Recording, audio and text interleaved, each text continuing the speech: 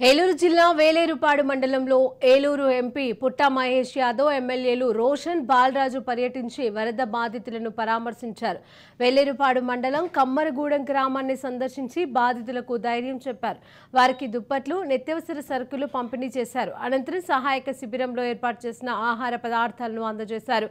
గ్రామంలో ఏర్పాటు చేసిన వైద్య శిబిరాన్ని సందర్శించి ప్రతి ఒక్కరికి మెరుగైన వైద్యాన్ని అందించాలని ఆదేశాలను జారీ చేశారు. సురక్షిత ప్రాంతంలో బాధితులకు పక్కా గృహాలు నిర్మిస్తామని హామీ ఇచ్చారు.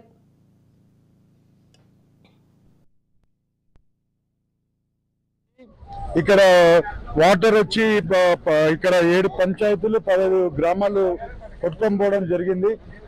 ఇవాళ అక్కడికి వచ్చి అందరినీ చూసి వాళ్ళ సమస్యలు ఏమున్నాయి అన్ని తెలుసుకున్నాము. ఎందుకంటే నేను కూడా ఫస్ట్ టైం ఎంపీని, అసలు ఎలాంటి సమస్యలు ఉంటాయి ఏముంటాయి ఒకసారి చూడ్డానికని వచ్చాను. ఇవాళ వాళ్ళకి రైస్ భోజనాలు అయినా కానివ్వండి, వాళ్ళకి షెల్టర్ అయినా కానివ్వండి, అలాగే వాళ్ళకి మెడిసిన్స్ అయినా కానివ్వండి, ప్రతి ఒక్కటి అధికారులు ఎలా చేస్తున్నారు ఏందని చూడడానికి వచ్చాము. అధికారులు కూడా బాగా వాళ్ళందరికీ అవైలబిలిటీలో ఉండి ప్రతి ఒక్కటి చేస్తున్నారు. ఇవాళ ఈ వరద గ్రామాలలో ఎప్పుడు కూడా ఇబ్బందులలో ఉంటున్నాయి. అలాగే కొన్ని గ్రామాలని షిఫ్ట్ చేయాల్సిన అవసరం ఉంది అప్పర్ ల్యాండ్లకి. అలాగే ఇప్పుడు ఉండే పెద్దవాగు కూడా ప్రాజెక్ట్ కూడా కొంచెం డెవలప్ చేయాల్సి ఉంది. అది తెలంగాణ మినిస్టర్ గారితో నిన్ననే సీఎం గారు కూడా మాట్లాడడం జరిగింది.